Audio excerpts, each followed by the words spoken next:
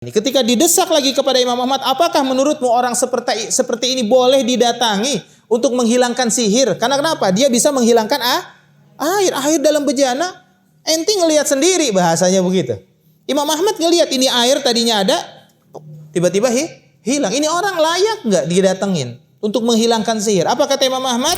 Ya memang seperti itu. Makanya jangan sampai hati kita ini kosong daripada ilmu. Kalau hati ini kosong dari ilmu, maka asap subhat itu akan masuk. Sehingga masuklah ke dalam hati kita pemahaman-pemahaman sesuai dengan kepentingan kita. Oh, saya penting dengan hal ini. Kita ambil. Oh, ini kayaknya enak nih. Ini kayaknya sesuai dengan hati. Ucapannya lembut, enak. Tapi menanamkan syubhat. Syubhat itu pengelabuan terhadap perkara agama.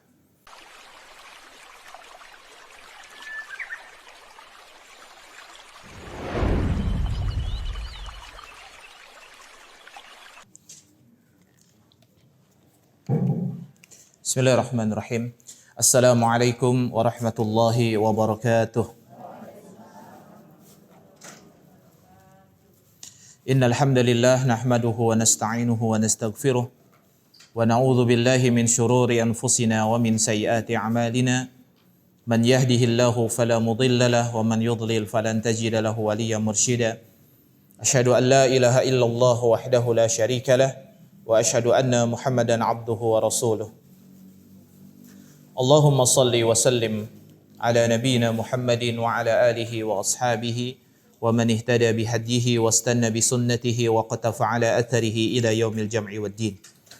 Ja'alana wa iyyakum tahta qawlihi ta'ala ya ayyuhalladzina amanu taqullaha haqqa tuqatih wa la tamutunna illa wa antum muslimun. Ya ayyuhan nasu taqu rabbakumul ladzi khalaqakum min nafsin wahidah وخلق منها زوجها وبث منهما رجالا كثيرا ونساء واتقوا الله الذي تساءلون به والأرحام إن الله كان عليكم رقيبا يا أيها الذين آمنوا اتقوا الله وقولوا قولا سديدا يصلح لكم أعمالكم ويغفر لكم ذنوبكم ومن يطع الله ورسوله فقد فاز فوزا عظيما أما بعد فإن أصدق الحديث كتاب الله وخير الهدي هدي محمد صلى الله عليه وعلى آله وسلم وشر الأمور محدثاتها فإن كل محدثة بدعة وكل بدعة ضلالة وكل ضلالة في النار. Ikhwani wa akhwati fillah, para ummahat yang senantiasa dirahmati oleh Allah tabaraka wa taala, kita senantiasa bersyukur kepada Allah Jalla wa Ala. Pada hari ini Allah memberikan kepada kita berbagai macam nikmat yang besar. Di antara nikmat yang besar adalah memberikan hidayah dan petunjuk kepada hati kita, sehingga kita benar-benar diberikan oleh Allah hidayah keislaman dan keimanan. Dan hidayah dan keislaman ini adalah merupakan hidayah yang sangat besar bagi seseorang, sehingga amalan-amalan itu diterima oleh Allah Subhanahu wa taala bagi seorang muslim, dan juga dosa-dosa diampuni oleh Allah Subhanahu wa taala disebabkan keislaman. Maka kita senantiasa berharap kepada Allah Subhanahu wa taala, Allah kuatkan hati kita di atas keimanan, Allah kuatkan hati kita di atas agama yang lurus ini, yakni agama Islam, dan Allah jauhkan kita dari segala fitnah-fitnah syahwat dan fitnah syubhat yang akan merusak daripada keimanan kita kepada Allah Subhanahu wa taala. Karena kita faham bahwa keimanan itu yazidu wa yanqus, kadang naik, kadang turun. Dan keimanan itu bertambah itu dengan ketaatan kepada Allah Subhanahu wa taala. Sedangkan turunnya keimanan itu adalah dengan maksiat kepada Allah Subhanahu wa taala. Maka salah satu amalan yang sangat dicintai oleh Allah Subhanahu wa taala dari seorang hamba adalah mereka benar-benar menanamkan dalam dirinya rasa takut kepada Allah Subhanahu wa taala. Karena tidaklah berdiri satu amalan tersebut lalu di dalamnya terdapat rasa takut kepada Allah Subhanahu wa taala dan juga rasa raja, rasa khauf, rasa berharap kepada Allah, melainkan amalan tersebut akan diterima oleh Allah Subhanahu wa taala.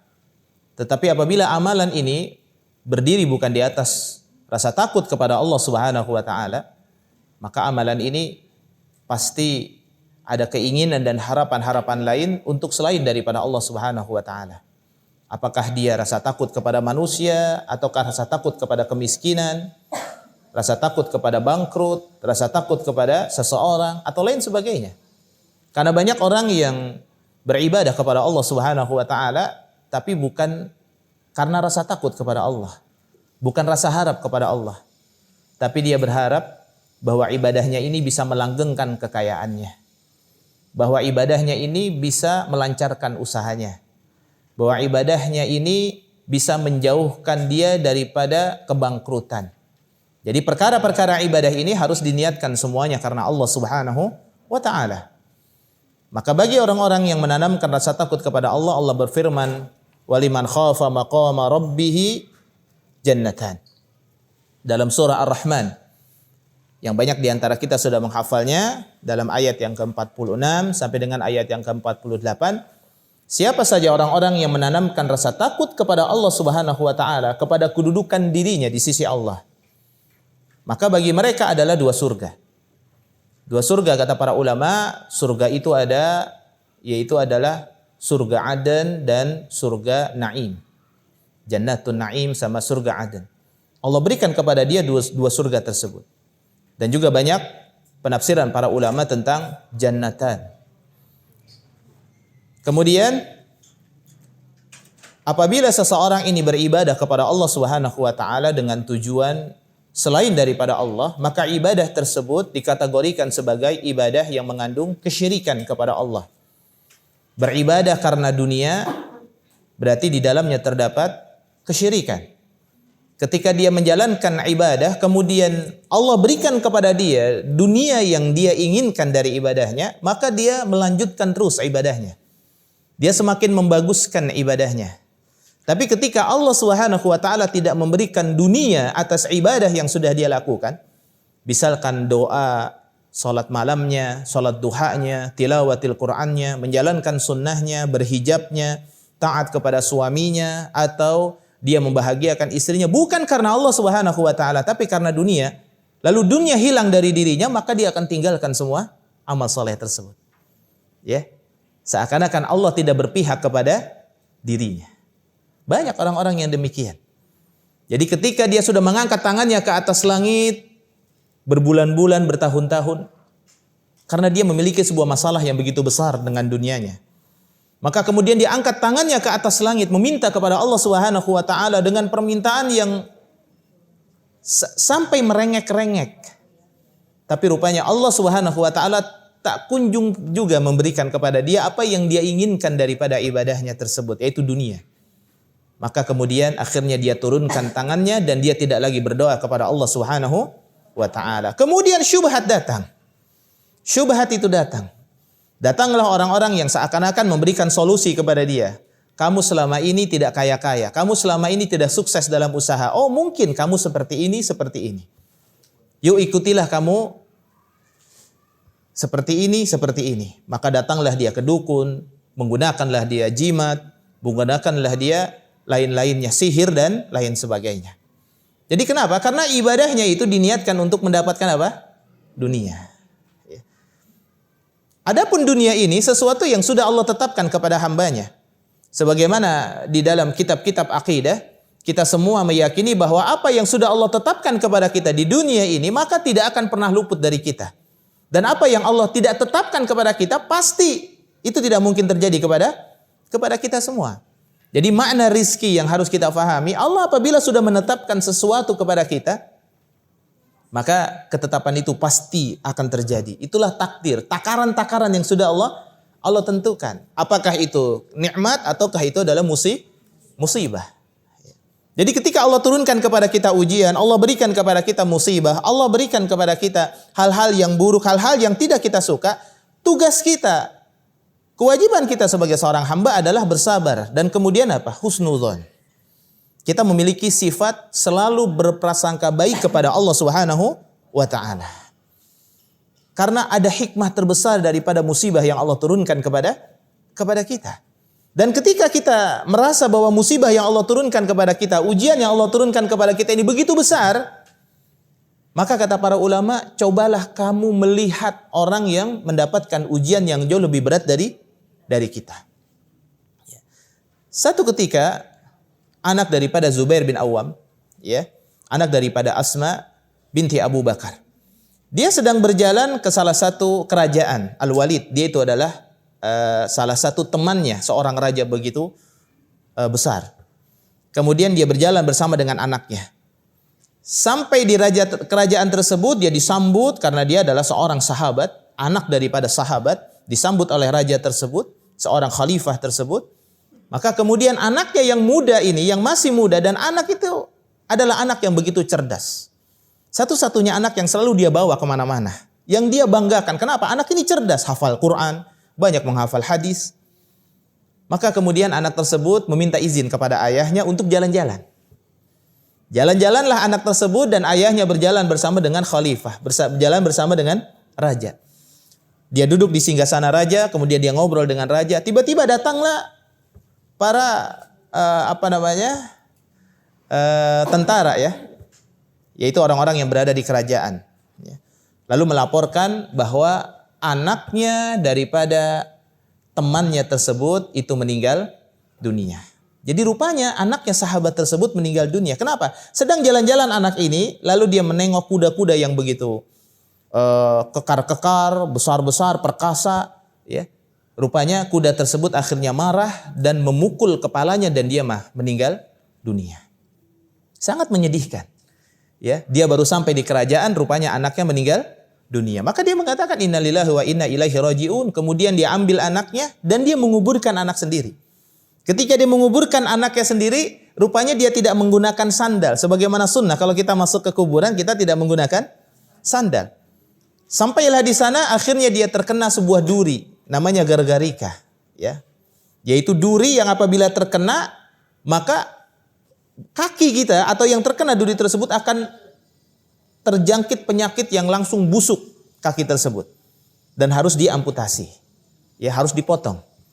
Maka kemudian dicari tabib oleh raja tersebut dan akhirnya tidak ditemukan tabib kecuali mengatakan harus dipotong dan akhirnya dipotonglah kakinya. Singkat cerita dipotonglah kakinya. Ya, subhanallah. Ini adalah sebuah kisah yang memilukan buat dia. Dia punya anak kemudian meninggal dunia, begitu dia masuk ke perkuburannya, dia menguburkan anaknya, dia terkena penyakit gargarika, harus dipotong dalam keadaan sadar karena dia tidak mau meminum arak pada saat itu. Tapi rupanya datanglah ada seorang yang buta. Jadi ada orang buta kemudian digotong oleh temannya berdua kanan dan kiri. Datang kepada raja tersebut mengadukan permasalahannya. Maka kata raja, apa yang kamu dapatkan? Kenapa kamu datang ke sini? Kata dia, wahai raja, sesungguhnya saya adalah orang yang banyak mendapatkan musibah. Orang yang banyak mendapatkan ujian. Minta perlindungan dari raja tersebut. Kenapa? Saya dulunya adalah orang yang kaya raya. Sampai saya memiliki khadimat, pembantu itu sampai 100 dia pembantunya. Kaya raya dia. Suatu saat karena orang dahulu itu kan biasanya pindah-pindah ya. Kalau kaya traveling, jalan-jalan dia kemana? Touring ya, jalan-jalan. Ya. Rupanya akhirnya dia jalan-jalan bersama dengan 100 pembantunya, dengan beberapa istrinya, dengan anak-anaknya. Dengan kudanya, dengan ontanya yang begitu banyak ratusan. Kemudian dia berkemah di sebuah lembah. Berkemah di sebuah lembah yang begitu indah sekali. Ketika dia berkemah, tidak ada hujan, tidak ada petir, tiba-tiba ada air bah yang begitu besar. Dan habis semuanya mati. Gak ada satupun yang hidup dan harta benda saya habis semuanya. Yang membantu saya pun habis, budak saya pun habis. Hanya tersisa anak saya yang masih kecil. Maka kemudian dia berlari, dia mengambil anaknya tersebut yang tersangkut di pohon. Kemudian dia peluk anaknya. Maka kemudian dia melihat-lihat rupanya ada onta satu-satunya dia ya onta yang masih hidup. Karena untuk mengejar onta tersebut dia taruh dulu anaknya. Kemudian dia kejar itu onta, diambillah itu onta dan anaknya sudah dimakan harimau. Mati anaknya. Kemudian ketika dia balik lagi ingin mengambil onta, dipukullah matanya oleh onta dengan kaki onta dan keduanya menjadi buta. Dan inilah saya, kata beliau. Dalam satu malam semua kejadian itu selesai. Maka ketika itu sahabat ini merasakan bahwa musibah yang terjadi kepada dirinya sangatlah kecil dibandingkan dengan orang tersebut. Itu cara seseorang menghibur diri ketika Allah turunkan kepada kita musibah ujian. Jangan kita mengatakan sebagaimana sinetron. Dia mengatakan, "Ya Allah, kenapa Engkau hukum saya seperti ini? Apa dosa saya?" Ya. Ini manusia merasa suci, seakan-akan dirinya enggak punya dosa. Seakan-akan bahwa musibah yang datang itu diakibatkan dari dosa. Padahal ujian yang datang itu bukti bahwa Allah itu mencintai hamba tersebut. Rasulullah SAW beliau bersabda, "Innallaha idza ahabbal qaum ibtalahum." Allah apabila cinta kepada seseorang, maka pasti Allah akan memberikan ujian kepada dia. Ya. Semakin berat ujiannya, maka semakin besar pahala dari sisi Allah Subhanahu wa ta'ala. Begitu pula dalam masalah amalan. Dalam masalah amalan, semakin berat seseorang dalam menjalankannya, tetapi dia tetap istiqamah, ya, maka kadar beratnya dalam mengamalkan amalan tersebut, itu pahalanya jauh lebih besar. Ya. Itu pahalanya jauh lebih besar. Jadi misalkan ada orang yang memang badannya enak, santai, kemudian juga hidupnya juga sudah santai, kemudian dia sholat malam, ya sudah biasa. Ya karena apa? Badannya enak. Tapi ada orang yang dia rasa sakit, rasanya malas, badannya sudah letih, capek, matanya perih, ngantuk. Bahkan dia harus mengurus anaknya yang sedang sakit, malam hari dia tidak tidur karena anaknya panas. Tapi dia masih menyempatkan diri untuk melaksanakan sholat malam, sampai harus duduk dia sholat malamnya. Maka pahalanya jauh lebih besar. Ya. Jadi kadar daripada pahala itu tergantung daripada besarnya ujian seseorang itu untuk melaksanakan amal saleh. Begitu juga meninggalkan hal-hal yang Allah haramkan. Ada orang yang meninggalkan apa yang Allah haramkan karena dunia. Saya tinggalkan riba. Kenapa? Riba merusak hidup saya karena dunia. Ya. Begitu hidupnya itu tidak rusak karena riba, dia tidak pernah meninggalkan riba. Riba membuat saya menjadi kaya raya. Riba membuat saya menjadi punya rumah, punya mobil, punya perusahaan. Ini riba. Ya, dia tidak apa-apa. Tapi ketika riba membuat dia bangkrut, barulah dia tinggalkan semua riba tersebut. Seakan-akan atas nama Allah dia berhijrah daripada riba kepada yang tidak riba. Tapi ketika dia berhijrah dan dia menemukan jalan yang begitu sulit untuk meninggalkan riba. Ya. Banyak orang-orang yang saya temukan, ya, di beberapa ada para asatidzah atau para jamaah itu membuat semacam training untuk ribawi, ya. Mereka banyak yang akhirnya selesai hutang mereka, ya. Tapi karena meninggalkan ribanya, karena terjerat dengan hutang, akhirnya begitu hutangnya lunas dia balik lagi ke riba. Karena dasarnya bukan tauhid kepada Allah Subhanahu wa taala. Tapi ada yang meninggalkan semua yang Allah haramkan karena rasa takutnya kepada Allah. Ya. Maka bagi mereka adalah dua surga. Bagi mereka dua surga. Ya. Maka inilah balasan yang Allah berikan kepada orang-orang yang benar-benar menanamkan rasa takutnya hanya kepada Allah Subhanahu wa ta'ala. Bukan karena yang lain dia beribadah. Dia meninggalkan yang haram bukan karena manusia. Bukan karena yang haram itu sudah membuat dia bangkrut. Bukan.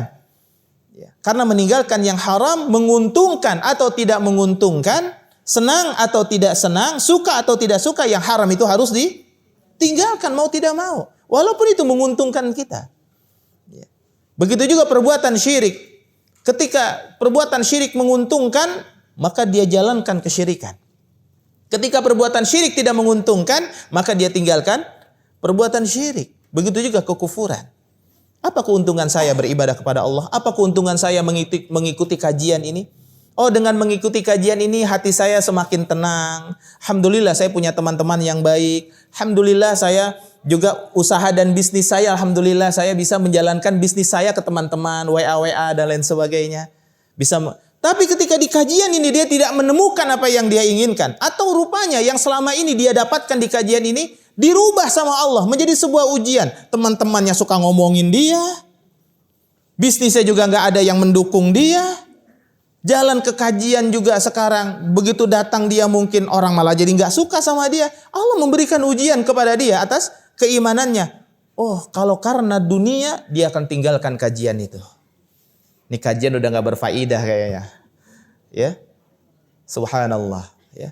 Makanya kita jalankan semuanya karena Allah Subhanahu wa taala. Maka yang menjalankan semuanya karena Allah, perbuatan baik dan kebaikan yang kita lakukan semuanya karena Allah, maka di sisi Allah tidak ada satupun yang sia-sia walaupun sebesar biji zarrah.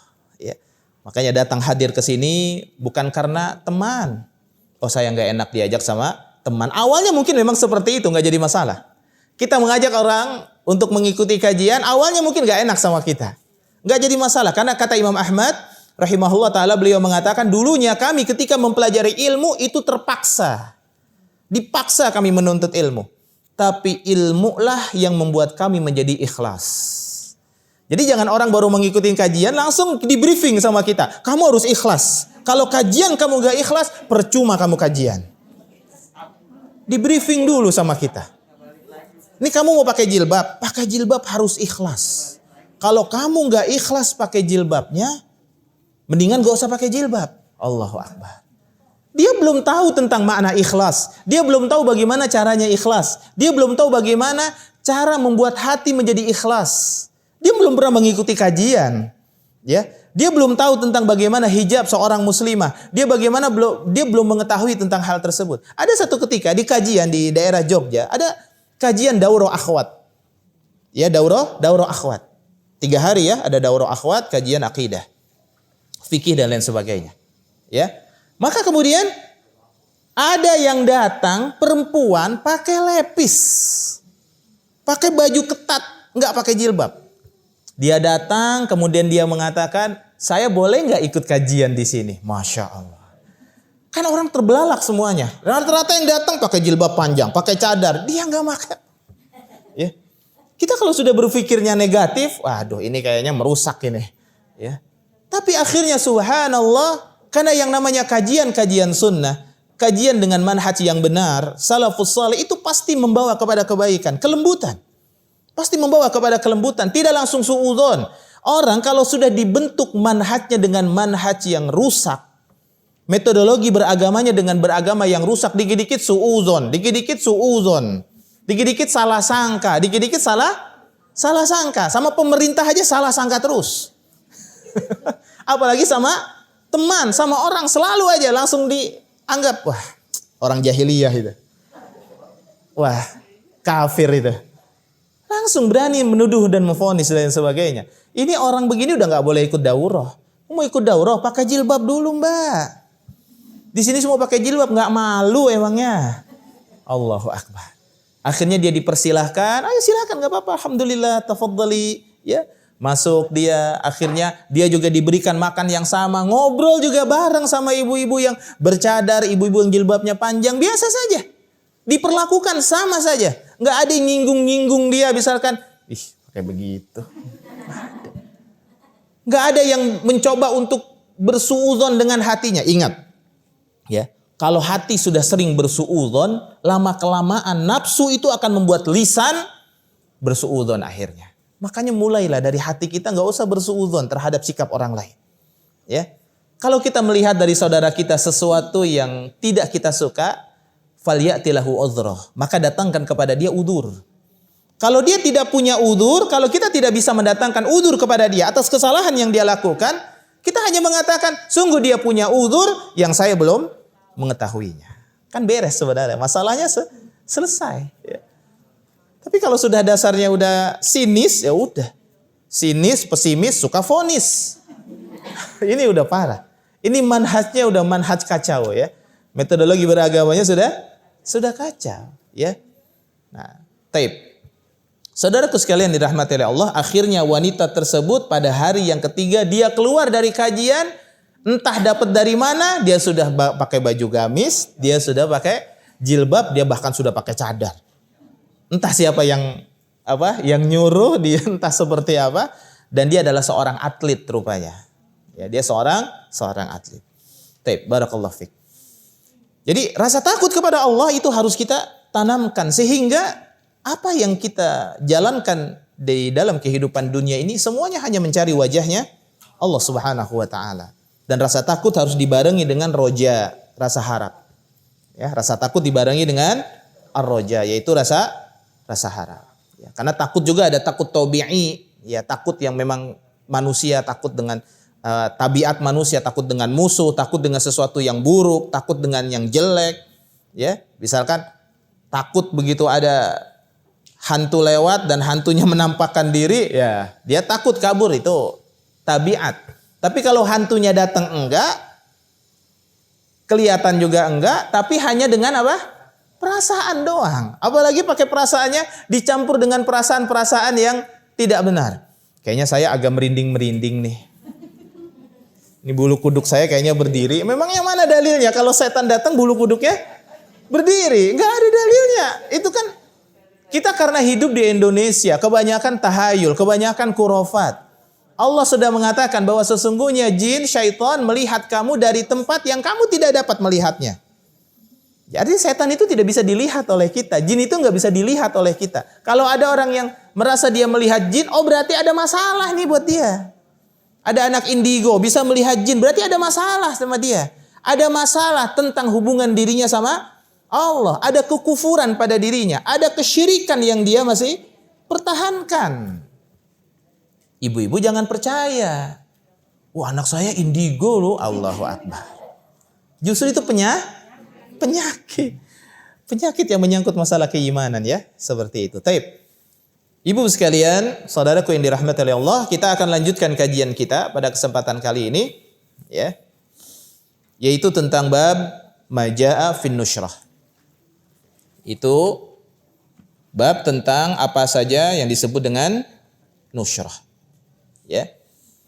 Nushrah itu bimana adalah al-fathu. Jadi membuka.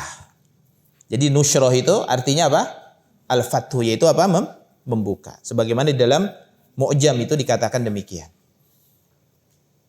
Nushrah itu juga disebut dengan al-bastu, yaitu juga membuka juga. Atau lawan katanya itu adalah at-tayyu, yaitu melipat. Jadi nushrah itu adalah membuka sihir dari orang yang terkena sihir. Ya. Melepaskan sihir dari orang yang terkena sihir. Ya, maka secara istilah nushrah itu adalah halus sihri anil mashur.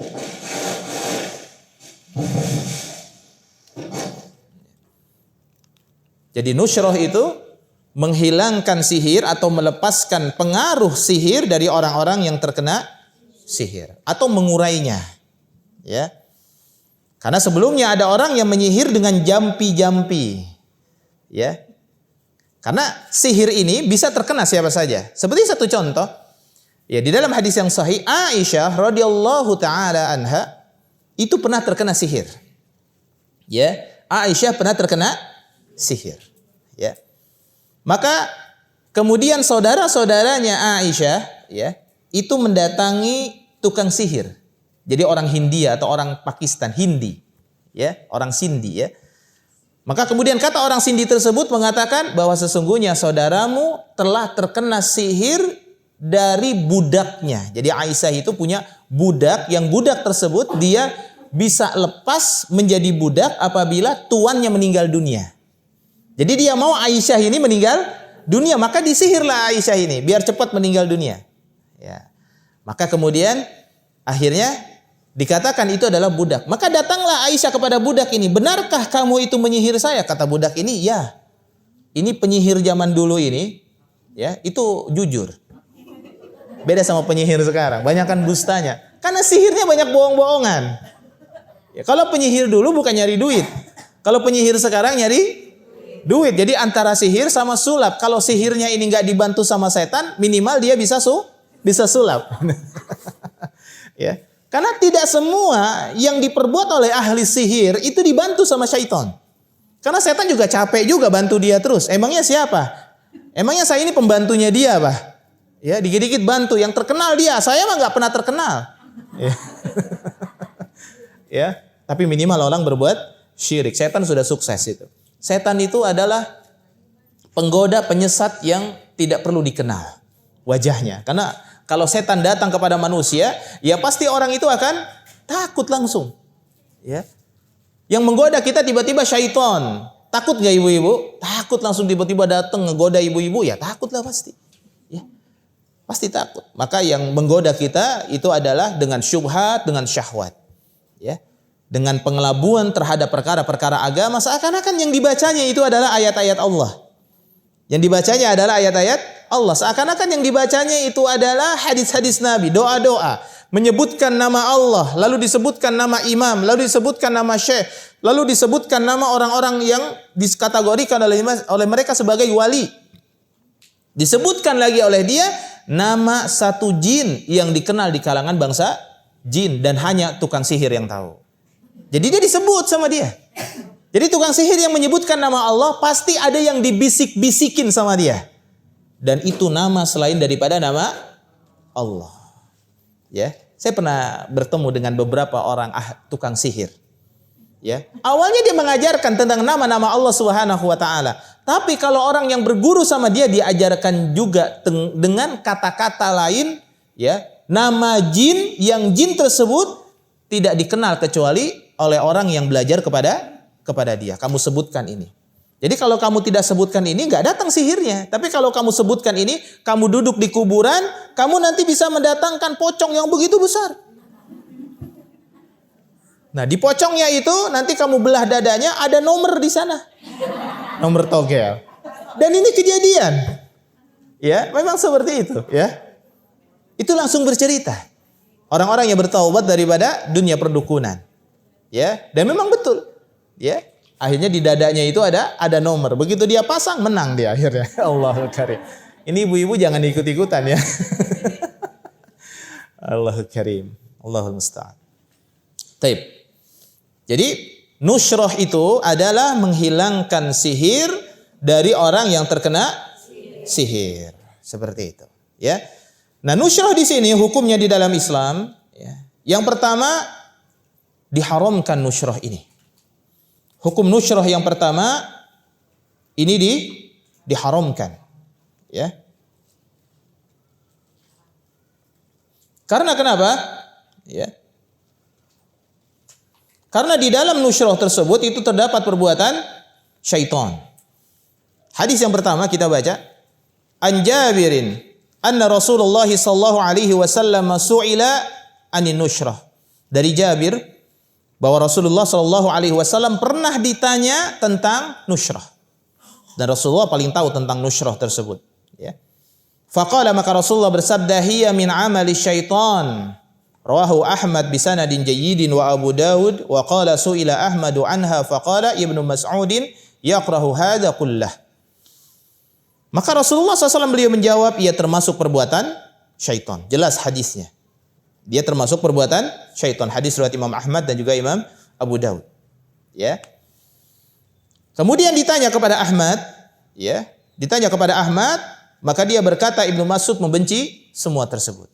Walaupun ada di dalam bab lain Imam Ahmad itu membiarkan atau ya membiarkan itu yang namanya nusyrah tersebut. Jadi satu ketika, jadi akan saya ceritakan ya nanti ya. Yaitu tentang kenapa Imam Ahmad membiarkan nusyrah itu terjadi, ya. Taib. Jadi yang pertama bahwa nusyrah itu hukumnya apa? Haram. Ya. Hukumnya haram dengan dalil ini. Jadi dalil ini bahwa Rasulullah SAW beliau bersabda ketika ditanya tentang nusyrah itu adalah perbuatan syaitan. Jadi yang mengetahui tentang sihir itu adalah syaitan. Adapun ustadz, adapun ulama itu tidak tahu sihirnya di mana. Oh, mungkin sihirnya ada di sumur sebagaimana sihir yang datang kepada Nabi sallallahu alaihi wasallam. Nabi Muhammad pernah disihir. Begitu juga Aisyah. Kemudian setelah dia mengusir budaknya, diusir budaknya, bukan diusir tapi disuruh dijual. Dijual lagi budak ini, silahkan kepada orang Arab Badui, kepada orang Badui yang bakal berlaku kasar sama dia. Karena memang hukuman bagi seorang penyihir itu hukumannya mati memang. Kita sudah bahas ya. Nah, hukuman penyihir itu adalah hukuman mati. Jadi dia bertaubat kepada Allah dengan taubatan nasuha. Dia tinggalkan semua perbuatan sihirnya. Ya. Dan kemudian dijual ini. Dan kemudian Aisyah itu diriwayatkan mandi dari 3 sumur. Jadi biasanya itu yang namanya sihir-sihir itu sumur yang biasa langsung dibuat apa? Dibuat minum sama dibuat mandi. Jadi yang langsung menyentuh tubuh kita. Biasanya sihir itu ada di minuman, ya. Ada di minuman, ada di makanan, ya. Ada juga di pakaian. Makanya ibu-ibu kalau menjual kalau menjemur pakaian, kalau minum itu malam-malam harus ditutup sama kita. Ya. Makanya kan makanan itu kalau malam harus ditutup. Jangankan malam, siang-siang saja buka kita makanan kemudian harus ditutup. Jangan pernah kita meninggalkan makanan kalau kita tidak menutupnya. Begitu juga ibu-ibu misalkan lagi di kafe, ya, kopi, terus ibu-ibu mau ke toilet misalkan. Ya, kita mau ke toilet, tutup, ya. Kemudian titipkan kepada siapa? Kepada penjaga, tolong dititipkan ini. Karena kenapa? Yang namanya sihir-sihir itu, ya, kalau ada orang yang tidak suka dengan kita, dia bisa memasukkan sihir itu dengan apa? Ke kopi kita. Bukan sianida, bukan. Sihir dimasukkan. Ya, kemudian, ya, tiba-tiba ibu-ibu kayak linglung aja. Ya, nggak kenal sama suami jadi benci, sama anak kok maunya marah-marah terus. Ya, terusnya sama suami orang malah seneng. Nah, seperti itu. Ya kan? Sama orang yang ditunjuk, yang namanya sihir. Sihir itu kan menyingkap sesuatu yang benar menjadi tidak benar dan yang benar menjadi tidak benar. Iya. Jadi menyingkap sesuatu. Jadi ada orang datang ya kepada ustadz, salah satu ustadz kita datang. Akhirnya, ustadz bagaimana? Ini warung saya kok kerjanya tertutup saja. Ini cerita dari Ustadz Firanda hafizahullah. Jadi ketika tertutup saja dia. Kata orang kok warungnya tutup terus sih, nggak pernah buka-buka, itu terkena sihir. Ya, tapi Ustadz tidak boleh mengatakan, oh kamu terkena sihir. Ya tidak boleh seperti itu. Karena kenyataannya bisa jadi nih orang ngarang. Ya, bisa jadi nih orang memang Allah ingin tutup dan lain sebagainya. Sehingga nggak ada yang beli ke warung dia. Maka pada akhirnya dia disuruh ya diruqyah, kemudian banyak membaca Al-Quran.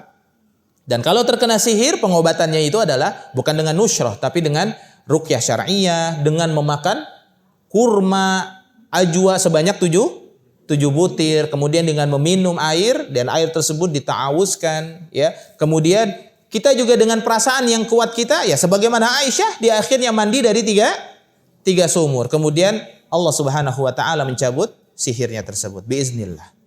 Ya, seperti itu. Bukan Allah tidak bisa mencabut langsung tanpa ini, tapi manusia ketika dia terkena sihir, ya, ada kelalaian yang dia lakukan.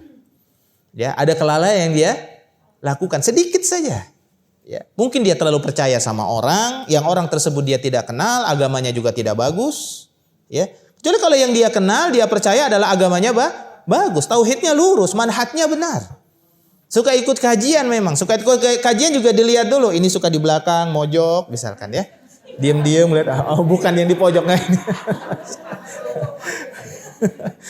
Ya. Ini ada udang di balik bakwan ini kayaknya dia nih ya. Allahul Karim. Ya, jadi kita juga harus waspada ya dengan orang-orang yang baru kita kenal dan lain sebagainya. Harus waspada ya. Maka kita banyak berlindung kepada Allah. Ketika kita keluar dari rumah kita sebutkan apa? Bismillahi tawakkaltu 'alallah la haula wala quwata illa billah. Maka kata Rasulullah, sungguh dia telah sempurna, dia telah dijaga, dia telah dicukupi. Ya, dan semuanya. Ya, seperti itu. Makanya berhati-hati kita, ya. Nah, sihir ya, kita kembali lagi. Bahwa yang pertama, bahwa sihir itu apa? Nusyrah itu hukumnya apa? Haram. Ya, ini termasuk perbuatan syaitan. Ya. Karena kenapa? Di dalam nusyrah tersebut itu akan melazimkan berbagai macam perbuatan syirik kepada Allah. Di dalam nusyrah itu melazimkan perbuatan syirik kepada Allah. Ya, maka diharamkan. Ini pendapat ulama yang mengharamkan. Yang pertama, ya, di dalam kalau nusyrah itu pasti melazimkan orang datang ke dukun. Ya. Yang namanya orang pengen lepas dari sihir, terus nusyrah. Nusyrah itu adalah melepaskan sihir melalui tukang sihir. Ya. Jadi nusyrah itu artinya melepaskan sihir melalui tukang sihir. Bukan dengan doa-doa, tapi pakai tukang sihir. Karena kalau tukang sihir kan dia tahu, oh sihirnya ini dari budak ini. Sama seperti Aisyah, ketika dia tahu sihirnya dari budaknya, Aisyah percaya. Dia tukang sihir. Ya. Artinya kata para ulama, ya dia percaya, tapi dia tidak melakukan pengobatan kepada tukang sihir. Ya, seperti itu. Tapi tukang sihirnya yang benar-benar tukang sihir, ya. Bukan tukang sihir yang main-main tukang sulap lagi nanti. Ya, kalau sekarang kayaknya nggak ada udah tukang sihir ya. Sekarang udah nggak ada tukang sihir. Karena kenapa? Ya mungkin mereka syaitan itu sudah punya cara lain untuk menyesatkan manusia. Tidak perlu dengan sihir. Ya, manusia sekarang itu cukup dengan hal-hal kecil saja dia sudah langsung tergoda kelepek-kelepek ya. Aduh, Masya Allah. Karena kalau dengan sihir itu sekarang sudah banyak orang langsung benci. Makanya kata setan, oh kayaknya nggak bagus ini kalau dakwahnya pakai sihir lagi. Dakwahnya pakai syubhat.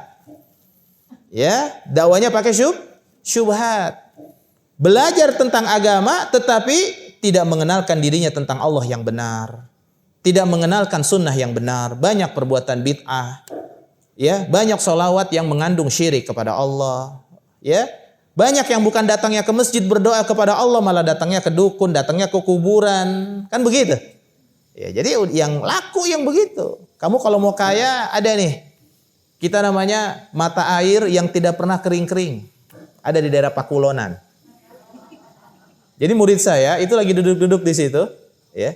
Tiba-tiba diajak sama orang, Mas, nih ini padepokan mata air yang nggak pernah kering. Mas nanti mandi dari sini, wah zikir-zikiran, hidupnya jadi enak. Kata dia hidup saya udah enak. Ya, Allahul Karim. Ya memang seperti itu. Makanya jangan sampai hati kita ini kosong daripada ilmu. Kalau hati ini kosong dari ilmu, maka asap subhat itu akan masuk. Sehingga masuklah ke dalam hati kita pemahaman-pemahaman sesuai dengan kepentingan kita. Oh saya penting dengan hal ini, kita ambil. Oh ini kayaknya enak nih. Ini kayaknya sesuai dengan hati. Ucapannya lembut, enak, ustadznya enak. Tapi menanamkan syubhat. Syubhat itu pengelabuan terhadap perkara agama. Ya, pengelabuan terhadap perkara agama. Ya. Misalkan satu contoh syubhat. Dia mengatakan, kalau ada orang yang mengatakan sholawat ini, atau zikir ini, atau amalan ini, dan lain sebagainya, perbuatan-perbuatan bid'ah, perbuatan yang menyelisihi Nabi, ya. Sekarang tanya sama mereka, syubhatnya misalkan ya. Nabi Muhammad SAW itu melarang atau tidak? Nggak ada larangan. Nabi Muhammad kan nggak melarang yang namanya perayaan Isra Mi'raj. Nabi Muhammad nggak melarang perayaan Maulid Nabi. Nabi Muhammad nggak melarang itu rebo wakasan semalam. Nggak ada larangan, orang baik kok. Kalau nggak ada larangan, ya nggak apa-apa. Ini kan syubhatnya. Ya, padahal kita mengambil dua kaidah. Ya, yang pertama bahwa kaidah tersebut asal dari segala sesuatu al-aslu fil asya'i ibahah. Dasar daripada segala sesuatu itu mubah, boleh. Itu perkara antara kita dengan manusia. Kita kalau nyari makan bakso jangan nyari perintahnya dari Rasul. Suruh makan bakso nggak bakal ketemu. Ya. Tapi yang dicari apa? Sampai hatta dallat dalail, sampai adanya dalil yang melarangnya. Ya, makan bakso nggak ada yang melarang, makan. Makan bakso campur B2, ada yang dilarang. Larangnya apa? Babinya. Ya. Makan mie goreng yang dilarang misalkan araknya, ya araknya berarti kita harus kita tinggalkan. Nah, seperti itu.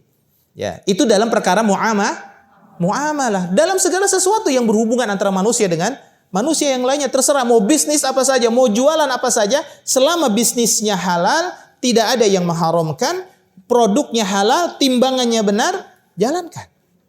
Ya, jangan nyuruh saya bisnis roti, ini halal enggak Ustadz ya? Ya udah susah. Ya, ada yang mengharamkan apa enggak bisnis roti? Oh enggak ada. Produknya ada yang haram enggak? Campurannya ada yang haram enggak ada. Begitu juga modalnya dari yang haram apa enggak? Karena harus dibedakan antara modal kemudian jenis dengan zatnya. Ya, harus dibedakan. Karena modal belum tentu mempengaruhi zatnya yang dia jual. Contoh, modalnya dari ribawi, tapi yang dijualnya roti. Rotinya halal, modalnya yang haram. Ini jangan dicampurin semuanya. Karena modalnya haram, saya nggak mau beli sama dia. Kenapa? Dia minjemnya riba. Jadi saya nggak boleh bertransaksi dengan orang yang makan riba. Masya Allah. Ribanya paling cuma 6%. Ya kan begitu? Iya. Kecuali kalau yang ribanya haramnya mayoritas. Contoh misalkan ribanya 99%. Nggak boleh kita bermuamalah dengan dia. Dikasih hadiah juga nggak boleh. Itu kata para ulama. Tapi kalau memang riba, kan ribanya berapa kalau bunga bang? pengalaman, banyak pengalaman. Ya paling 6%, 7% dalam setiap tahunnya, 12% dalam setiap tahunnya. Berarti ribanya mendominasi apa enggak? Tidak mendominasi. Berarti kita boleh bermuamalah sama dia. Datang ke rumahnya disediakan minum, kita minum. Kecuali kalau memang 100% hasil dia hasil haram. Nah itu enggak boleh kita ya. Dikasih minum, maaf deh kita minum. Walaupun ada kaidah lain sebagaimana Al-Utsaimin rahimahullah taala, beliau membuat kaidah ya sebagaimana hadis-hadis bahwa makanan haram itu diharamkan bagi yang mencarinya saja. Ya, tapi tidak diharamkan buat yang lain karena akan menyibukkan manusia dengan bertanya. Dikasih roti, ini halal haram. Oh, halal. Ente duitnya halal haram. Ini jadi masalah. Banyak dalil masalah ini. Kita tidak bahas masalah ini ya. Nah, kita kembali lagi ya. Kemudian syubhatnya disampaikan lagi ya. Kalau permasalahan sholawatan, datang ke kuburan, terusnya rebo wakasan, ya, rajaban dan lain sebagainya, Isra Mi'raj, Maulid Nabi, ya, tahlilan dan sebagainya. Itu ada nggak larangan? Kalau nggak ada larangan ya berarti boleh dong. Subhanallah.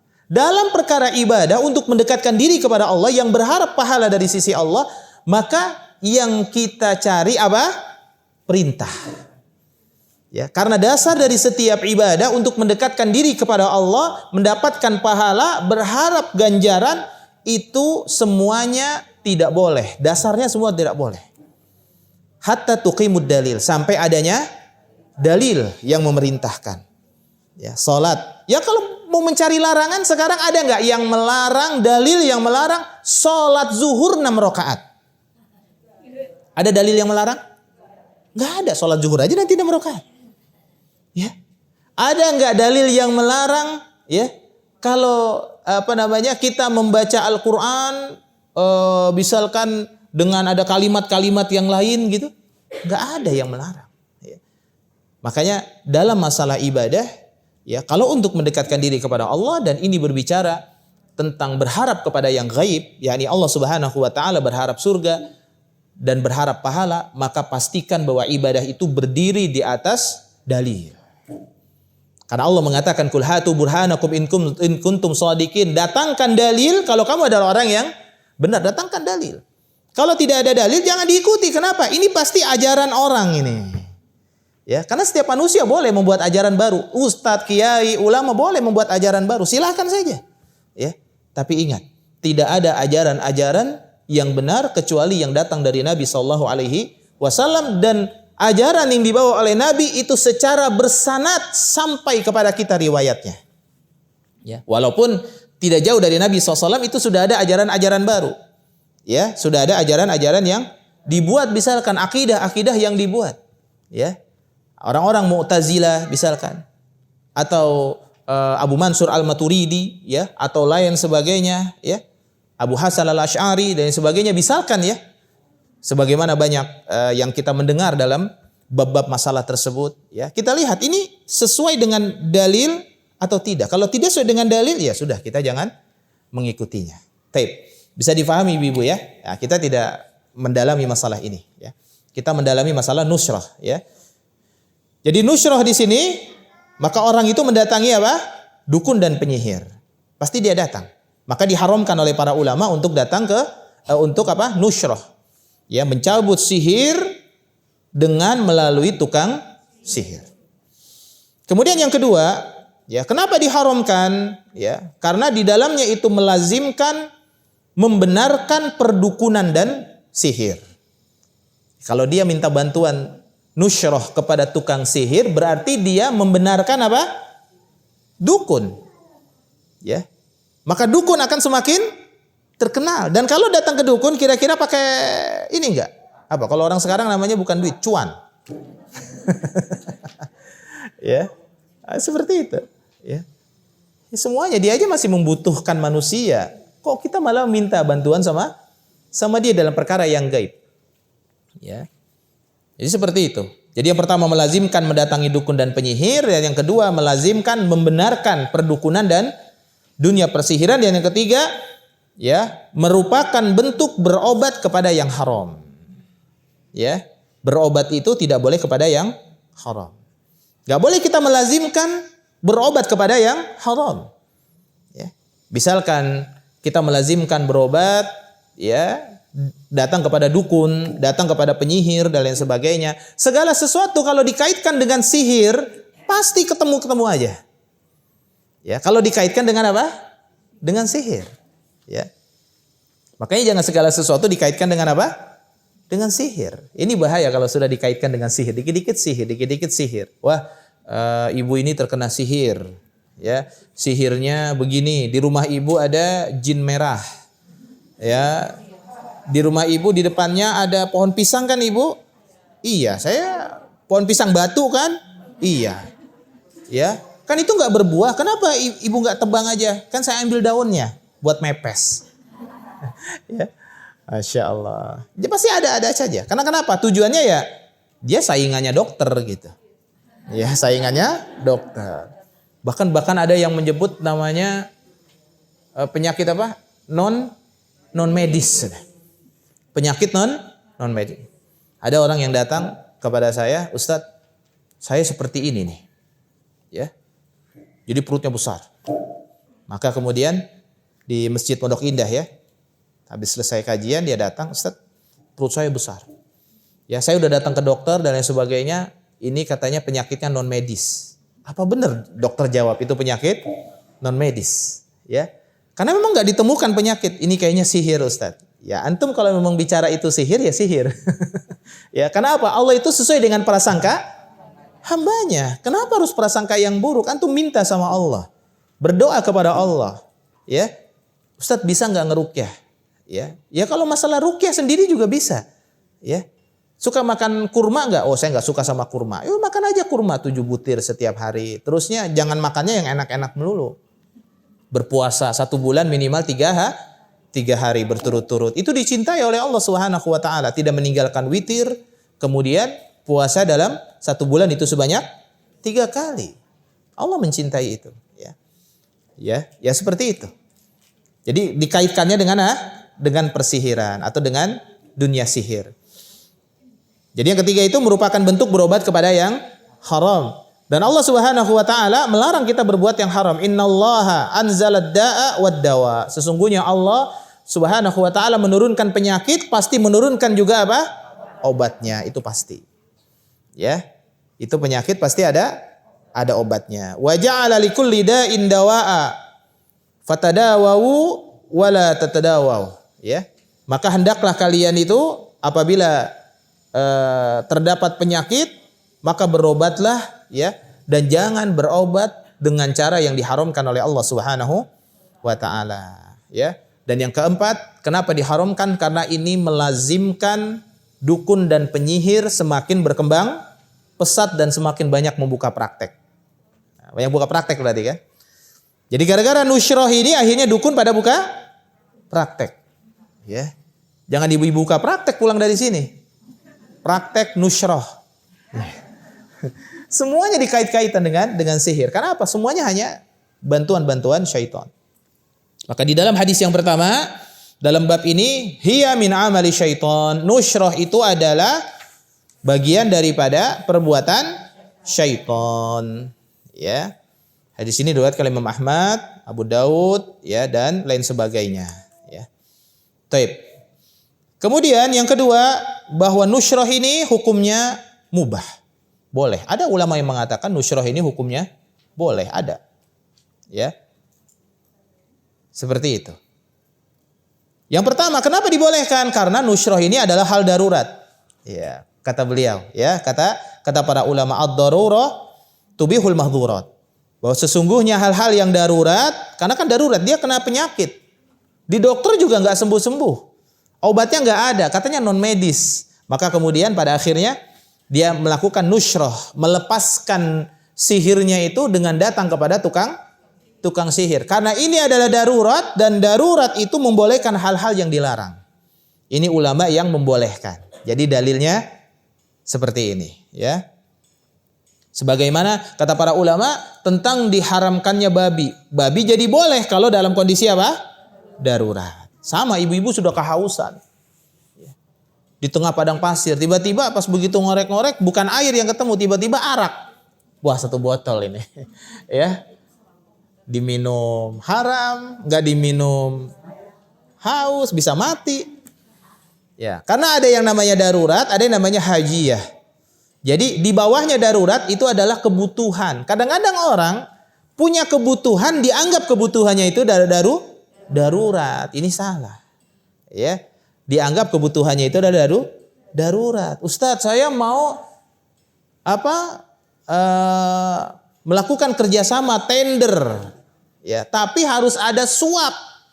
Kalau tidak disuap, tidak ada duit pelicin, sampai kapanpun saya tidak menang tender. Bagaimana nih Ustadz? Ini kayaknya darurat ya Ustadz ya. Nah ini jadi darurat lagi. Emang ente kalau nggak menang tender mati? Emang ente kalau nggak menang tender rizki ente mentok di situ? Kan enggak. Ya. Kadang-kadang begitu orang suka menggunakan pendalilan atau kaidah-kaidah syar'i untuk tujuan-tujuan yang tidak benar, ya, untuk tujuan yang tidak benar. Ustadz, saya sudah kemana-mana ya, saya datang ke ikhwan-ikhwan, saya datang ke akhwat-akhwat, saya datang ke ibu-ibu yang saya kenal, ya. Kemudian saya mau minjem duit biar usaha saya ini jalan, nggak ada yang minjemin duit. Akhirnya datanglah bank Ustadz, kepada saya minjemin duit. Ini darurat nggak Ustadz ya? Karena kenapa? Kalau saya nggak minjem ke bank, usaha saya nggak jalan. Allahul Karim, ya. Subhanallah, yang namanya rizki itu sudah ditentukan oleh Allah Subhanahu wa ta'ala. Apa yang masuk ke dalam tubuh kita, yang dengannya kita bisa bergerak, kita bisa hidup, maka itu adalah rizki. Adapun yang di luar, yang tidak masuk ke dalam mulut kita, itu belum tentu rizki kita. Yang ada di tabungan, rumah, dan sebagainya, belum tentu rizki kita. Karena kenapa? Bisa jadi rizki anak kita, bisa jadi rizki orang lain. Makanya kita hanya memiliki hak, yaitu untuk memenuhi daripada kebutuhan hidup kita, bukan gaya hidup. Kalau udah gaya hidup jadi semuanya serba darurat. Ustadz, ini kayaknya darurat. Kenapa? Kompleks saya semuanya punya mobil. Ya.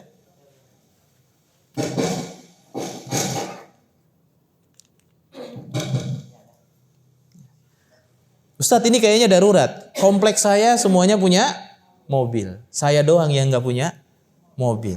Kan Ustadz tahu kompleks saya itu kalau jalan ke depannya jauh, angkot nggak ada, pakai Gojek nggak terjaga Ustadz. Ya, masa sih laki-laki perempuan di dalam satu mobil, kan nggak boleh Ustadz. Jadi bagaimana kalau saya kredit mobil? Ya, saya cari kredit mobil yang syariah, nggak di ACC Ustadz. Ada kredit mobil yang non syariah. Ini kayaknya darurat Ustadz. Allahu Karim. Jadi semuanya serba daruratin. Ini salah hal-hal yang seperti ini, ya. Jadi memahami kaidah itu harus dengan sebenar-benarnya, ya. Apalagi kalau dalam masalah-masalah yang seperti ini. Karena ada juga pendalilan yang lain, irtikabu akhawfu dararain. Jadi mengambil 2 darurat dan ambil yang paling ringan. Yang kedua, dalil mereka sikap tawakufnya Imam Ahmad tadi yang saya ceritakan. Imam Ahmad membiarkan. Ya. Imam Ahmad membiarkan. Ya, jadi ketika ada orang yang datang kepada Imam Ahmad, ya, ada orang yang mendatangkan kepada Imam Ahmad, ya, seorang penyihir. Ya, dia menaruh air di dalam sebuah bejana, kemudian dengan sihirnya air tersebut hilang di depan Imam Ahmad, air ini hilang. Ya, maka Imam Ahmad akhirnya mengibaskan tangannya. Wah, kata Imam Ahmad, dikibaskan apa? Tangannya. Ya, maka kata Imam Ahmad, aku tidak tahu masalah ini. Nah, seperti itu. Jadi Imam Ahmad mengatakan, aku tidak tahu masalah ini. Ketika didesak lagi kepada Imam Ahmad, apakah menurutmu orang seperti ini boleh didatangi untuk menghilangkan sihir? Karena kenapa? Dia bisa menghilangkan air dalam bejana. Enti ngelihat sendiri, bahasanya begitu. Imam Ahmad ngelihat ini air tadinya ada, tiba-tiba hilang. Ini orang layak nggak didatengin untuk menghilangkan sihir? Apa kata Imam Ahmad? Aku tidak tahu masalah ini. Ya, aku tidak tahu masalah aku nggak tahu itu. Ya, aku nggak tahu itu. Ya, madri mahada. Aku nggak tahu masalah itu. Ya. Nah ini dalil mereka ya. Kemudian dalil yang ketiga yang membolehkan itu seperti dalilnya tadi Aisyah. Yang mana dia budaknya itu, yaitu adalah mudabbar. Mudabbar itu budak yang dia akan bebas ketika tuannya itu mati, meninggal dunia. Maka dia sihirlah Aisyah radhiyallahu taala anha, ya, biar cepat mati. Kemudian keluarganya Aisyah, bukan Aisyah, tapi keluarganya Aisyah mendatangi orang Sindi, ya, orang Hindia, ya orang Pakistan yang dia ahli sihir, kemudian katanya disihir oleh budaknya diusir, disuruh dijual, ya. Maka kemudian Aisyah dia mandi dari 3 sumur. Tapi ingat di sini yang harus difahami oleh kita, yang pertama Aisyah tidak pernah datang kepada penyihir. Yang datang itu siapa? Saudaranya. Ya, datang kepada tukang sihir. Dan yang kedua, ya, Aisyah tidak berobat kepada tukang sihir. Ya. Aisyah hanya percaya tukang sihir ini tahu di mana sihirnya. Tukang sihir ini tahu siapa yang menyihir dia melalui informasi daripada syaitan, temannya dia. Maka akhirnya ya Aisyah ya mengusir budak tersebut, ya. Tapi bukan menjadi dalil bahwa apabila ada yang memberikan informasi kepada kita, Pak, kenapa saya kok selalu seperti ini, nyari jodoh susah, rizkinya juga susah, kemudian juga anak saya sekolah juga nggak lulus-lulus, ya. Terus ada yang datang tiba-tiba, kalau kata si abah, kalau kata sesepuh, ini kamu ada yang nyihir, yang nyihirnya itu tetangga kamu. Nah ini bisa jadi adalah fitnah, ya, karena syaitan itu suka menyebarkan fitnah. Ini Aisyah yang melakukan. Terus antara kita dengan Aisyah kedudukannya tinggi mana? Jauh. Kalau Aisyah dia bisa memilih mana penyihir yang benar dan mana penyihir yang bisa ditolak dan bisa diambil. Ya kita jauh dari Aisyah. Artinya ini tidak bisa dijadikan sebagai dalil tentang dibolehkannya nusyrah. Ya, nah, seperti itu. Oh lihat, Aisyah aja sudah jelas. Ya, seperti itu. Maka dalam hal tersebut pendapat yang paling kuat wallahu taala alam bisawab bahwa nusyrah ini hukumnya adalah haram. Karena kenapa? Ya tadi ada 4 alasan tadi. Melazimkan perdukunan, penyihir dan lain sebagainya, datang kepada dukun, kemudian dukun jadi pada buka praktek di mana-mana, ya. Praktek nusyrah, menghilangkan sihir, jampi-jampi, ya, teluh apalagi? Pelet, ya, Allahu Akbar. Biar cepat kaya, biar cepat jodohnya panjang, biar disayang suami, biar suami disayang istri. Ya, makanya cara yang paling bagus kita untuk menghilangkan nusyrah itu adalah kembali kepada Al-Quran dan As-Sunnah. Ya. Rasulullah SAW mengajarkan kepada kita untuk berzikir pagi dan petang. Ya. Rasulullah SAW menyuruh kepada kita dalam ba'da salat, setiap salat, selesai kita melakukan zikir ba'da salat, ya. Ibu-ibu sudah tahu kan zikir ba'da salat? Astaghfirullah, astaghfirullah, astaghfirullah. Allahumma antas salam wa minkas salam, tabarakta ya zal jalali wal ikram. La ilaha illallah mukhlishina lahuddin, lahu ni'matun wa lahu fadlun wa lahu tsana'ul hasan. La haula wa la quwata illa billah. Ya. Kemudian subhanallah 33 kali, alhamdulillah, Allahu akbar 33 kali. Kemudian la ilaha illallah wahdahu la syarika la lahul mulku wa lahul hamdu wa huwa ala kulli syai'in qadir. Kalau ba'da maghrib 10 kali tahlilnya, ya. Sama ba'da subuh 10 kali. Kemudian kalau ba'da maghrib ditambahkan subhanallah walhamdulillah wa la ilaha illallah wallahu akbar wa la haula wa la quwata illa billah. Kalau ba'da subuh ditambahkan Allahumma inni as'aluka ilman nafi'an wa rizqan thayyiban wa amalan mutaqabbala. Jangan lupa setelah itu baca apa? Ayat kursi sampai dengan surah An-Nas. Ayat kursi Al-Ikhlas, kemudian Al-Falaq dan An-Nas. Setiap salat, ba'da salat kita biasakan hal yang seperti itu, ya. Dan salatnya wanita kan di rumah. Ya. Begitu juga suami kita, suruh salat rawatibnya itu di mana? Di rumah. Sebaik-baiknya salat, yakni salat rawatib adalah di rumah kata Rasul. Sebaik-baiknya salat adalah salat di rumah. Banyak yang memaknai dalil tersebut untuk menjadi dalil kalau dia nggak salat di masjid. Laki-laki. Ini orang kalau pakai dalilnya asal comot jadi masalah memang. Ya. Maka kaidah dalam masalah dalil apa? Al haditsu mudillatun illal fuqaha. Hadis, dalil akan menyesatkan seseorang kecuali diambilnya dari para fuqaha. Orang ahli fikih. Kalau bukan ahli fikih jangan coba-coba menerjemahkan dalil. Ya. Dia enggak ngerti apa-apa, baru baca Qur'annya juga dari terjemahan, kemudian sudah menjadi ustadz mengajarkan dalil kepada manusia. Ya udah ngawang-ngawang akhirnya pemikirannya. akidahnya enggak jelas, ya. Masalahnya juga tidak jelas, ya. Saya pernah mendapati orang-orang yang demikian. Dia tahu dalil tentang ayat ini, dibacakan. Tapi dia tidak ngerti kaidah bahasa Arab, dia tidak tahu terjemahnya, dia hanya mengandalkan terjemahan Quran saja. Kemudian ditanya tentang istiwa, dia tidak faham, ya.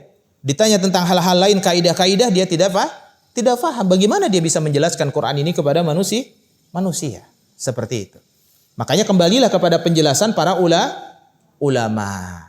Ya, kan ada ahli tafsir, ada ahlul hadis, ada ahlul athar, ya, seperti itu. Taib. Nah, kita kembali lagi. Ya, jadi nusyrah itu jawabannya adalah apa? Diharamkan, ya. Nusyrah itu diharamkan. Kemudian hadis yang selanjutnya. Ya. Wa fil Bukhari. Dan di dalam hadis riwayat Imam Bukhari dari Qatadah. Ya. Qatadah ini adalah Ibnu Di'amah As-Sadusi. Dia adalah siqah, ya, dia adalah siqah, faqih dan termasuk tabi'in yang paling kuat hafalannya. Ya, tabi'in yang paling kuat hafalan. Jadi di dalam Imam Bukhari itu ada hadis yang sulasiyat namanya. Sulasiyat itu antara Imam Bukhari dengan Rasulullah hanya 3 rawi saja.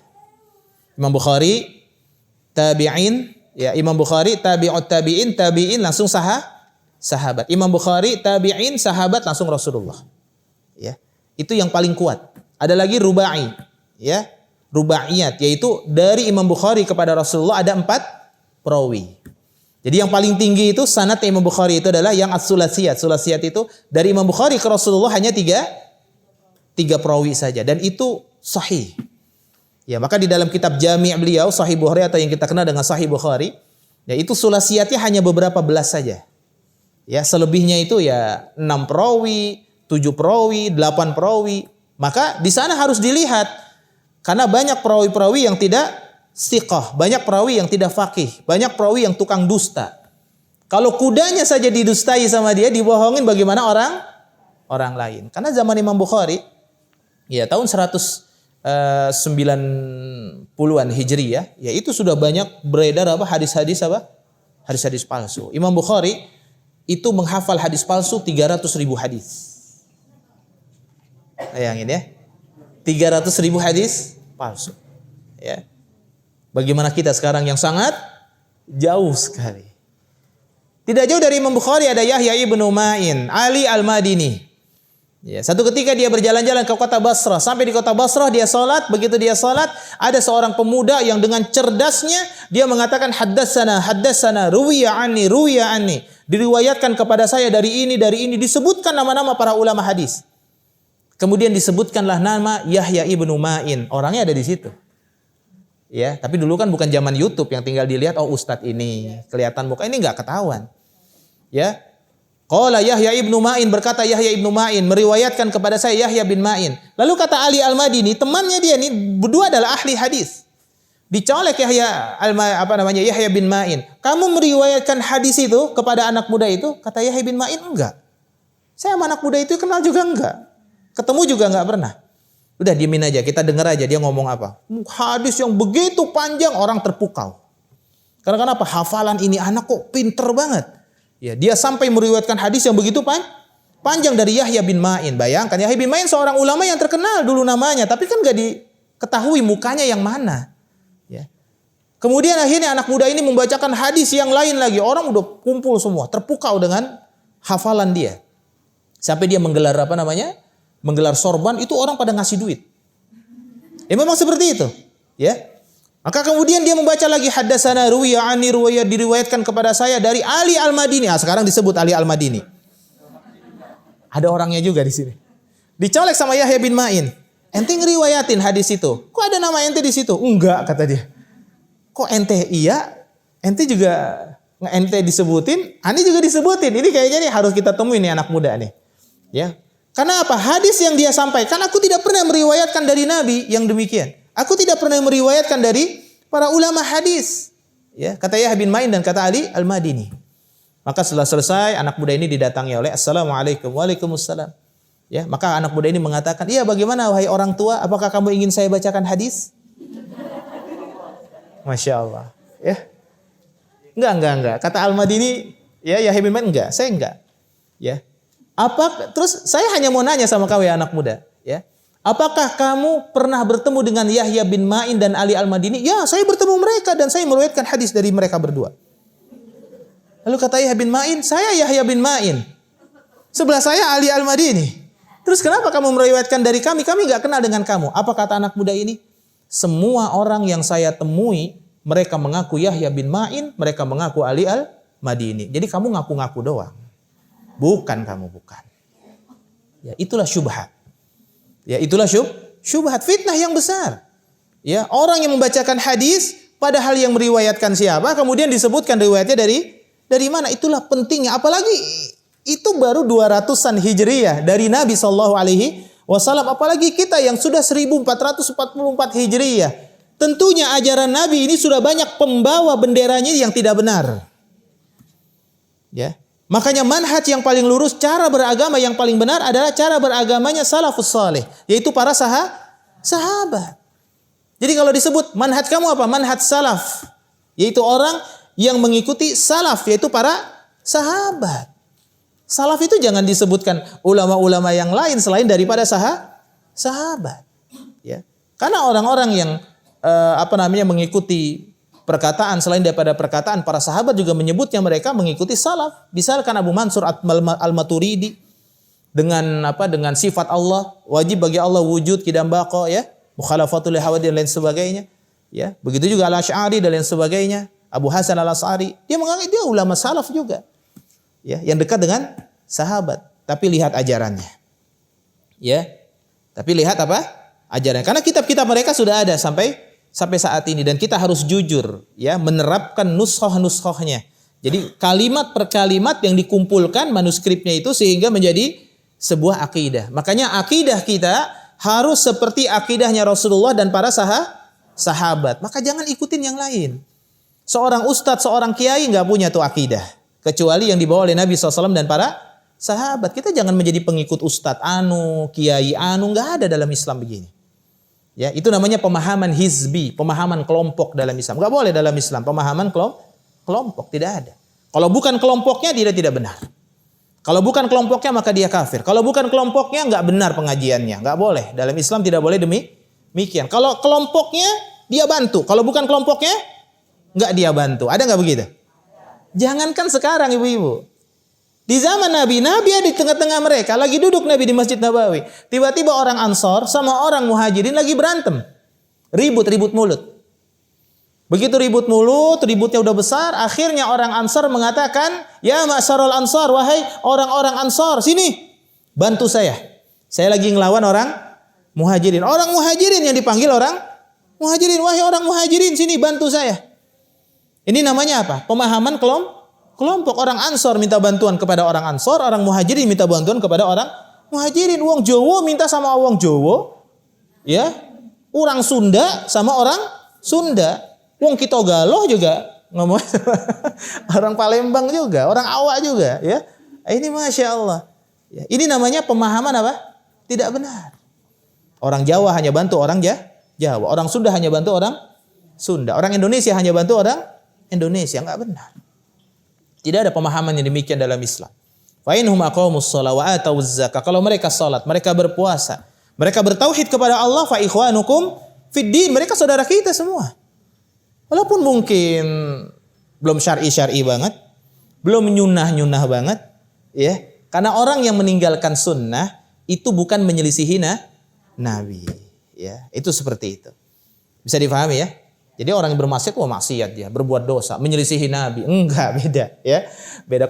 Kalau menyelisihi Nabi mengajarkan sunnah, dia malah membuat selain daripada sunnah. Ya. Kita kembali lagi. Jadi dari zaman dulu saja itu sudah banyak perusakan akidah, apalagi sampai sekarang. Jadi kalau udah ngikut ustadz ini, udah selain daripada ini, udah nggak benar. Akhirnya banyak membuat kerusuhan, keributan di mana-mana. Ya, makanya cara berakidah kita harus dengan cara berakidah yang benar. Jangan hizbi. Ya, jangan apa? Jangan hizbi. Ya, yaitu kelompok, paham kelompok. Kalau bukan dari kelompok ini saya nggak mau. Tapi kalau dalam menuntut ilmu tentunya kita harus belajar dari mana kita mengambil ilmu. Ya. Seperti itu. Jadi jangan sembarangan juga kita dalam mengambil ilmu. Nanti wah ada orang Syiah, udah nggak apa-apa kita ambil ilmunya, nggak boleh. Ada orang hizbi, wah bahaya. Kenapa? Kalau orang sudah punya pemahaman yang menyimpang, itu sulit untuk dihilangkan. Ya, udah pun memiliki pemahaman tentang perbuatan bid'ah itu boleh, ya, maka dia akan terus menyimpang. Karena ada di dalam kitab Fadlul Islam, itu di sana ada bab bahwa Allah ihtajaza, Allah menutup pintu taubat bagi para pelaku bid'ah. Karena kenapa? Kalau orang yang berbuat kufur, orang berzina, orang mencuri, dia sadar kalau perbuatan dia itu dosa. Tapi kalau ahlul bid'ah, dia menyangka perbuatannya itu dekat dengan Allah Subhanahu wa ta'ala. Salat di kuburan, sholawatan di kuburan, zikir di kuburan, mengadakan perayaan yang bukan hari raya Islam. Perayaan haul, ulang tahun, Rebo Wakasan, apalagi Rojaban dan lain sebagainya.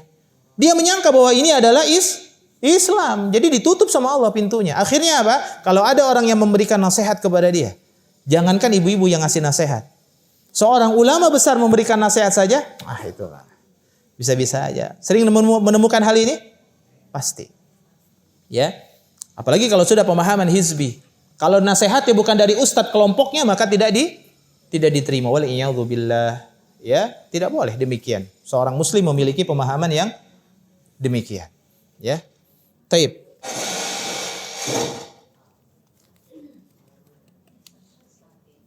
Nanti.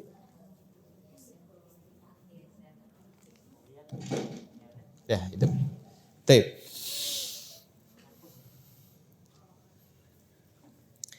Kita lanjutkan. Jadi rupanya di depan ulama juga rupanya ada orang yang membacakan hadis yang palsu. Jadi hadis palsu itu sangat banyak berkembang pesat. Makanya ibu-ibu jangan menjadi orang yang suka berdusta. Ibu-ibu jangan menjadi seorang pendusta. Apalagi pendusta agama. Gak boleh. Apa itu? Ibu baru dapat broadcast dan broadcast tersebut ibu tidak tahu betul-betul dari ustadz tersebut. Ya, misalkan ibu dapat broadcast atas nama saya atau ustadz atas nama Ustadz Syafiq atau atas nama Ustadz Firanda misalkan atau atas nama Ustadz apa gitu, Ustadz Mukhlis dan lain sebagainya, Ustadz Haryanto, ya. Tapi bukan dari beliau langsung. Jangan langsung main sebar misalkan. Wah, sebar aja langsung. Atau mungkin baru, wah kayaknya bagus nih. Bawahnya ditulis, siapa yang tidak menyebarkan rizkinya tersendat. Yang menyebarkan saya doain rizkinya lancar. Makanya kalau hati kita dipenuhi dengan ilmu, ketika kita membaca di dalam grup WA ada sebuah nasihat BBM naik misalkan, ini adalah kezaliman pemerintah dan sebagainya. Kayaknya benar juga ini. Saya merasa terzolimi ini jadinya. Allahu Akbar. Ya. Nah, ini kan subhanallah karena hati sudah kosong. Ya. Kalau hati kosong akhirnya apa? Iya benar saya utang gak lunas-lunas. Ini cara melunasi hutang. Setiap malam bangun sholawatan sekian banyak. Baca ya mujib, ya mujib, ya mujib, ya mujib. Ya hayu, ya hayu, ya hayu. Ya ghani, ya ghani, ya ghani. Sebarkan kepada 100 teman grup WA. Maka rizki kamu akan lancar. Akhirnya apa? Tergoda. Tergoda dengan syubhat. Ya. Tergoda dengan syubhat. Maka ibu-ibu jangan menjadi pendusta. Kita nggak boleh jadi pendusta. Apa kata Nabi SAW? Kafa bil mar'i ayyakuna kadhiban ayyuhaddisu bikulli ma sami'a. Cukup seseorang dikatakan pendusta apabila dia menyampaikan sesuatu yang baru dia dengar. Baru dia dengar langsung sampaikan. Dia dengar langsung sampaikan tanpa dia mengetahui ini benar atau tidak. Ya, apalagi dengan berita-berita. Ya, seorang mukmin tidak boleh menyebarkan berita. Enggak usah sibuk dengan berita. Ibu-ibu enggak usah sibuk dengan berita. YouTube-nya, TikTok-nya isinya jangan berita terus. Apalagi berita yang enggak benar. Nih lihatnya ada PNS ngegebukin ibu-ibu. Ada apa? Akhirnya apa? Benci kita kepada satu kaum. Ya, nih lihat nih ada ustadz menghina kuburan. Ya, ini ada ustadz. Akhirnya apa? Kita benci dengan sesuatu, apalagi dengan narasi-narasi yang apa? Kaum viral. Ini kalau udah kaum viral ini udah yang mereka cari itu duit. Ya, terus kita mau urusan kita masalah dengan dia, ya kan? Subhanallah, udah. Karena kata Rasulullah, ketika di zaman fitnah ini, fitnah itu harus kita jauhin. Jangan kita dekati. Kata Imam Hasan Al-Basri, aku mau keluar dari rumahku dalam keadaan aku tidak terpengaruh dengan apa yang diucapkan oleh orang lain kepada diriku. Jadi nggak usah. Emang kemarin kamu ketemu dia ngomongin apa tentang saya? Nggak perlu cari tahu.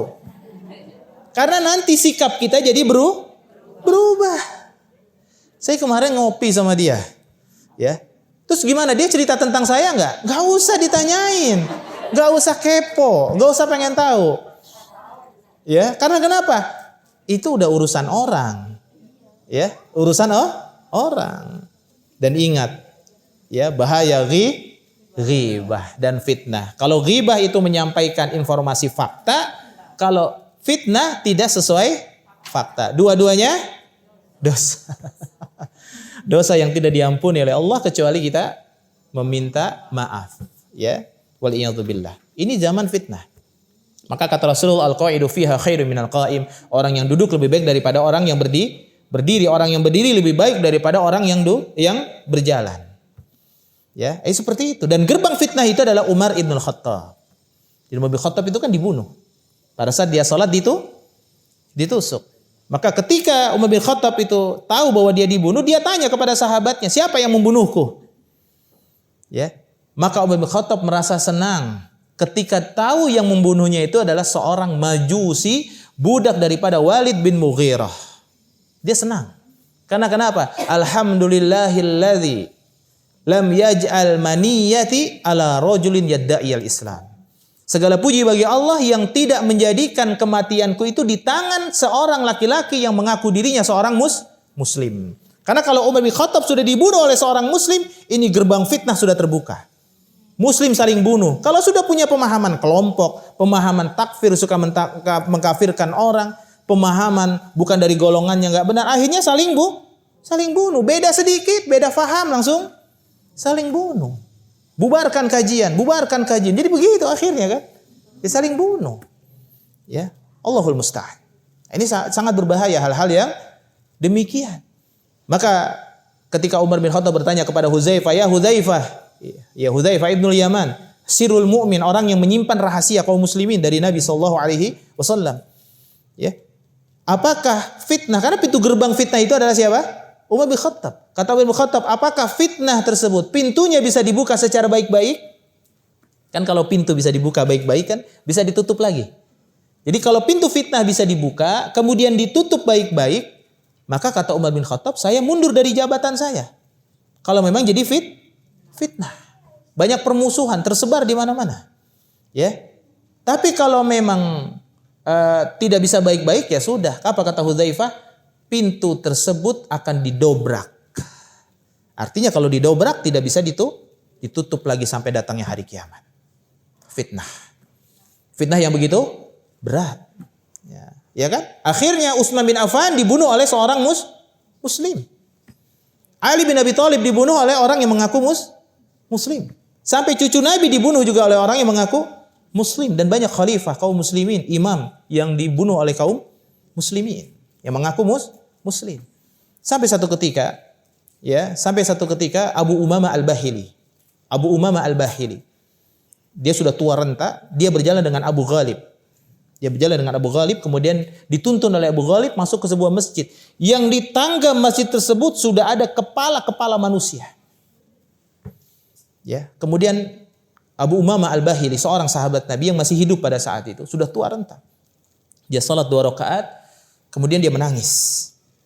Ketika menangis ditanya oleh Abu Ghalib, seorang tabi'in, kenapa engkau menangis, wahai imam? Kenapa engkau menangis, wahai sahabat?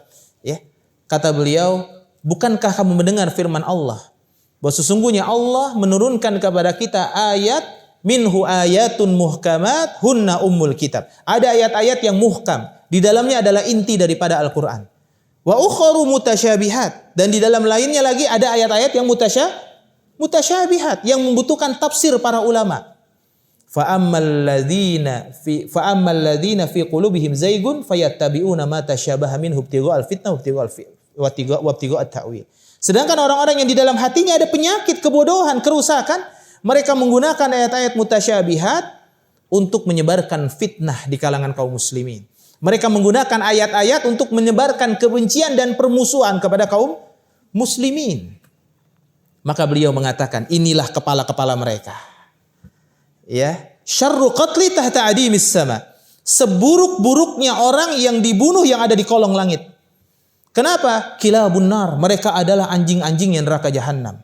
Dulunya mereka sholat bersama kaum muslimin, mereka sholat Jumat bersama kaum muslimin, sholat Id bersama kaum muslimin.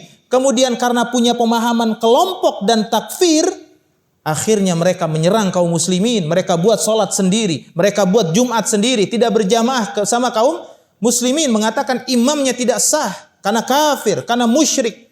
Ini kepala-kepala ini khawarij. Ya. Itu subhanallah, itu karena pemahaman yang tidak benar. Ya.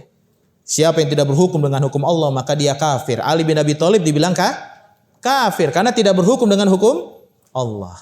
Ya. Sebagian. Ini harus kita fahami hal demikian. Maka luruslah akidah kita harus yang benar. Jadi dalam perkara ibadah kita tanya dalilnya. Dalam perkara keyakinan akidah kita tanya dalilnya. Allah di mana Ustaz? Ya, tanyanya jangan sama Ustadz. Ustadznya harus jawab dengan dalil. Allah mengatakan apa? Summastawa alal arsh. Allah kemudian beristiwa di atas arsh. Berarti Allah di mana? Allah di langit, di atas langit. Mana dalilnya? Ketika ada seorang wanita yang dia dibebaskan oleh Nabi SAW, maka Rasulullah bertanya kepada wanita budak ini. Ada dua pertanyaan. Yang pertama, ayna Allah? Di mana Allah? Kata wanita ini, fis sama. Allah di atas langit. Dan yang kedua, man ana? Siapa saya? Anta Rasulullah. Ya. Maka kata Rasulullah, atikha fa innaha muslimah. Kamu bebaskan dia karena dia seorang muslimah. Dia seorang mukminah. Dia sudah meyakini Allah berada di atas langit. Udah enggak usah ditakwil. Ya, enggak usah ditakwil. Allah itu kalau di atas langit berarti Allah butuh atas dong. Ini udah dasar hukumnya sudah mujassimah. Menyamakan Allah dengan makhluk. Allah turun. Masa Allah punya sifat turun? Berarti rendah dong kalau begitu. Ini kan pikirannya sudah buruk. Yang menyebut Allah turun ke langit dunia itu siapa? Rasul. Allah turun ke langit dunia di sepertiga malam. Siapa yang nyebut? Rasul. Berarti Rasulullah melalui informasi dari Allah bahwa Allah itu turun. Apanya yang turun? Wallahu ta'ala a'lam bissawab. Apakah zatnya yang turun? Apakah cukup bumi ini dengan zatnya yang begitu besar? Ataukah ilmunya? Enggak ada dalil yang menyampaikan bahwa ilmunya yang turun. Ataukah mengabulkan doa? Mengabulkan doa kok turun? Nah ini kan jadi masalah. Maka bi ghairi takyif. Tidak boleh mengatakan bagaimana. Bagaimana Allah bisa di atas langit? Gak usah nanya. Allah ada di atas langit, titik. Udah, gak usah nanya. Ya karena kalau nanya malah jadi semakin apa? Semakin bercakrawala dengan pikiran kita. Sesuai dengan pendapat ustadz masing-masing akhirnya. Oh menurut ustadz ini begini, ustadz ini begini, ustadz ini begini. Allahu Akbar. Ya. Intinya Rasulullah dan para sahabat menyebut hal tersebut, kita harus meyakininya. Begitu pula cara kita mendekatkan diri kepada Allah. Allah tahu dan Allah sudah memberikan syariat kepada kita, sunnah, cara untuk mendekatkan diri kepada Allah dengan amalan yang dicintai oleh Allah. Ya. Jadi jangan kita membuat amalan-amalan baru. Ya, ini bahaya yang seperti ini. Taib. Jadi panjang nih ya. Kemudian Imam Bukhari dari Qatadah, qultu li Ibni al-Musayyib, berkata kepada Ibnu al-Musayyib, seorang tabi'in. Rajulun bihi tibbun aw yu'akhadhu 'an imra'atihi ayuhallu 'anhu aw yunashsharu. Qala la ba'sa bihi innama yuriduna bihi al-islaha fa amma ma yanfa'u falam yanha 'anhu. Ada seorang laki-laki disihir atau dia kena guna-guna. Kena guna-guna itu bukan hidupnya enggak berguna, bukan ya. Kena guna-guna, ya. Dia kena apa? Guna-guna. Sehingga dia tidak bisa menggauli istrinya. Apakah boleh disembuhkan atau dilakukan nusyroh atas dia? Ya. Maka akhirnya beliau mengatakan, ya, tidak mengapa. Karena mereka hanya ingin perbaikan. Sedangkan sesuatu yang bermanfaat maka ia tidak dilarang. Ini juga bisa menjadi dalil ya bagi yang bagi yang membolehkan. Bagi yang membolehkan. Kemudian kita lihat lagi. Yakni bahwa nusyrah tidak mengapa karena mereka hanya menginginkan kebaikan. Yakni menghilangkan pengaruh sihir. Ya, dan apa yang dimaksud oleh orang tersebut adalah baik dan tidak dilarang. Perkataan Ibnu Al-Musayyib ini dibawa kepada pengertian satu bentuk nusyrah yang tidak diketahui bahwa ia merupakan sihir. Dan diriwayatkan dari Hasan annahu qala la yahullu as-sihra illa sahirun. Diriwayatkan dari Al-Hasan bahwa dia berkata tidak ada yang dapat melepaskan pengaruh sihir kecuali tukang sihir. Ya, asar ini disebutkan oleh Ibnu Jauzi dalam Jami' al-Masanid. Ya. Disebutkan oleh beliau dalam Jami' al-Masanid, ya. Kemudian jadi memang tadi ada dua pendapat, ya.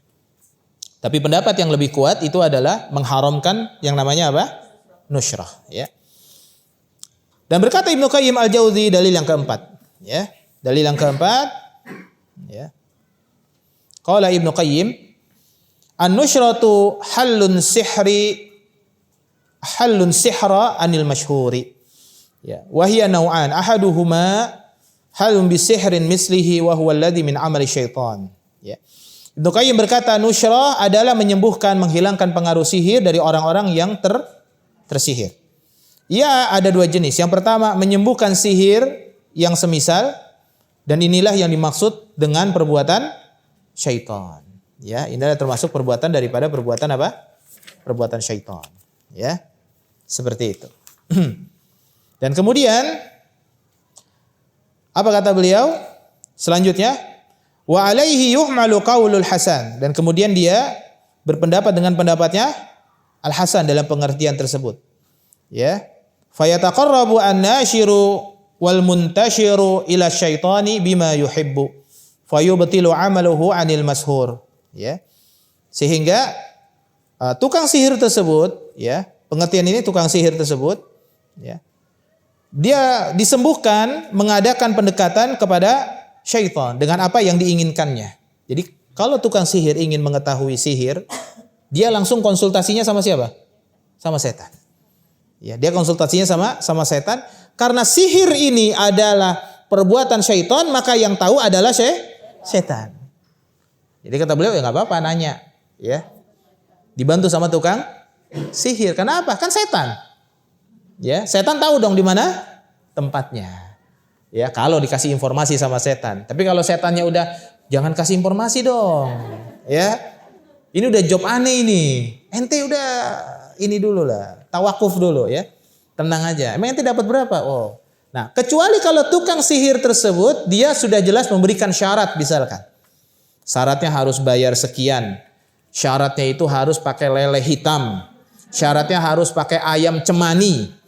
Syaratnya harus pakai kambing tanduk 4. Syaratnya harus pakai kambing yang ada warna hitam terus ada putihnya. Harus pakai kebo bule. Ya. Ada lain sebagainya. Ya. Nah, ini baru.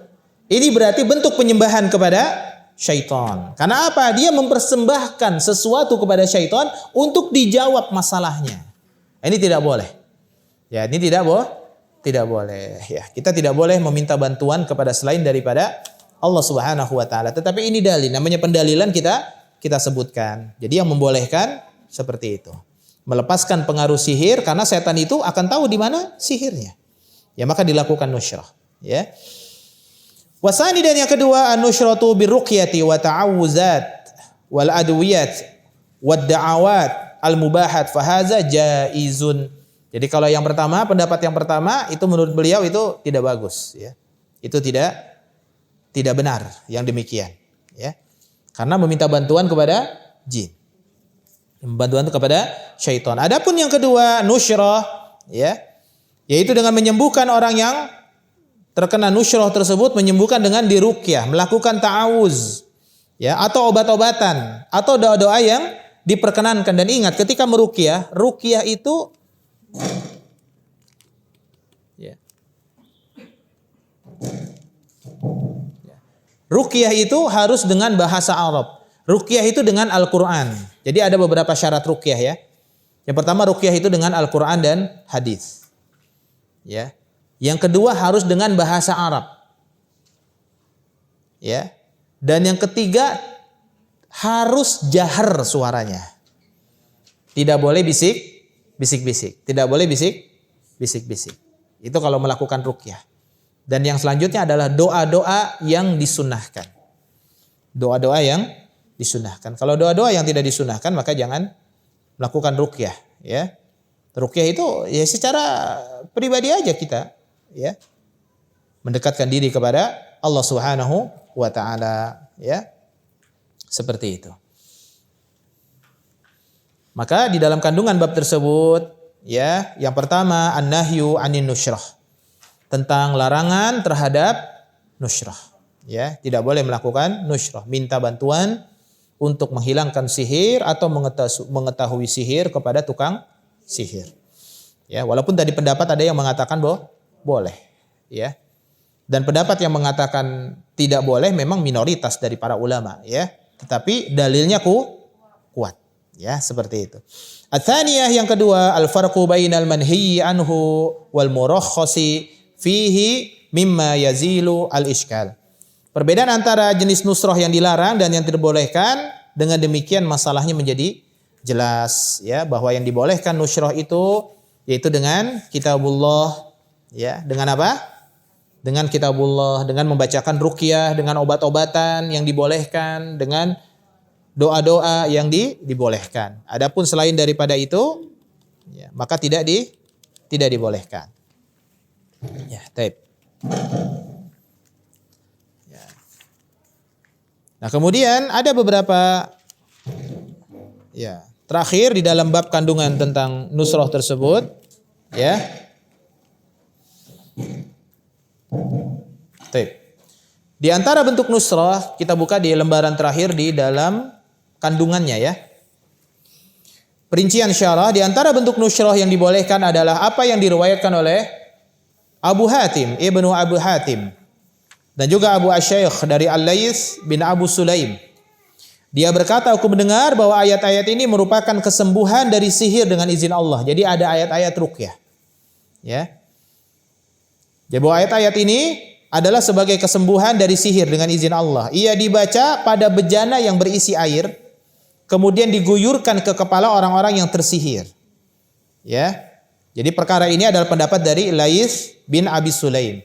Pendapat Ibnu Qayyim dan selain keduanya tidak diamalkan. Akan tetapi yang diamalkan adalah sunnah yang sahih dari Nabi SAW. Dalam hal ini tidak ada riwayat apapun dalam sunnah seperti yang dikatakan oleh siapa tadi? Ibnu Sulaim dan juga Ibnu Qayyim, yaitu dengan menyiramkan, dibacakan ke air, kemudian disiramkan kepada orang yang terkena sihir. Ini tidak ada riwayat. Ini adalah perkataan Ibnu Sulaim dan juga Ibnu Qayyim. Ya, seperti itu. Apa yang dinukil dari Wahab bin Munabbih, maka ia berasal dari sunnah Israiliyin, bukan sunnah khairul mursalin. Ya. Dan dari pintu kelonggaran inilah bid'ah akhirnya menyusup. Kemudian disusul dengan syirik besar. Seorang mumin yang tulus kepada dirinya seharusnya berpegang teguh kepada petunjuk Nabi SAW dan petunjuknya para khulafaur rasyidin, dan menjauhi perkara-perkara yang diada-adakan oleh siapapun dia. Jauhi oleh kita perkara yang diada-adakan, ya. Karena setiap orang yang bisa diambil dan bisa ditolak perkataannya. Setiap orang boleh diambil perkataannya dan boleh ditolak kecuali perkataan satu, perkataan Nabi SAW. Dan Al-Alama Ibnu Bas mengatakan ucapannya dalam perkara seperti ini pendapat Laits bin Abu Sulaim, pendapat Ibnu Qayyim dan selainnya, keduanya tidak diamalkan dan seterusnya, ya. Seperti itu. Jadi ada ayat-ayat yang biasa dibaca oleh para peruqyah itu, yaitu ini ada ayat-ayat yang terakhir yaitu dalam surat Yunus ayat 81, 82, kemudian Al-A'raf ayat 118, kemudian Thaha ayat 69. Ya. Maka muallif dia mengatakan ucapan Al-Alama Ibnu Qayyim kedua, nusyrah dengan ruqyah, ta'awuz, obat-obatan dan doa-doa yang mubah, cara ini maka hukumnya adalah boleh, ya. Jadi nusyrah dengan ayat-ayat Al-Quran, dengan obat-obatan, maka hukumnya adalah boleh. Maka cara yang paling tepat seorang muslim hendaklah dia berlindung kepada Allah Subhanahu wa taala daripada sihir, dan dia menjalankan sebab-sebab yang dengannya sihir itu tidak datang kepada dia. Dia tidak mengadakan permusuhan ya kepada seorang muslim, tidak mengadakan kebencian, tidak juga dia terlalu memuji. Jadi kalau kita melihat seseorang atau melihat sesuatu yang menakjubkan, maka kita sebutkan Masya Allah, Tabarakallah. Ya, kita tidak memuji sesuatu dan tidak terlalu ta'ajub kepada seseorang. Ya, kita tidak usah ya ta'ajub dengan seseorang terlalu berlebih-lebihan. Karena dengan ta'ajub kepada seseorang berlebihan itu akan sangat berbahaya. Ya, taib. Maka alhasil bahwa nusrah dengan sihir maka hukumnya adalah apa? Haram. Nusrah dengan Al-Quran dan doa-doa dan obat-obatan yang dimubah, ini hukumnya dibolehkan. Wallahu ta'ala a'lam bishawab. Demikian kajian kita pada hari ini. Ya. Dan insyaallah ta'ala kita akan melanjutkan kajian kita selanjutnya, yaitu dalam bab tentang tatayyur. Ini bab yang sangat penting buat kita, ya, tentang masalah tatayyur. Tatayyur itu percaya dengan sial, ya, sial atau tidak, ya, atau kalimat-kalimat yang mengandung sial, hari-hari yang sial, malam-malam yang sial dan lain sebagainya, ya. Wallahu ta'ala alam bishawab. Allahul musta'an. Itu mungkin yang bisa saya sampaikan pada kesempatan kali ini. Semoga Allah memberikan kebaikan pada kita. Kita akhiri dengan subhanakallahumma bihamdika asyhadu an la ilaha illa anta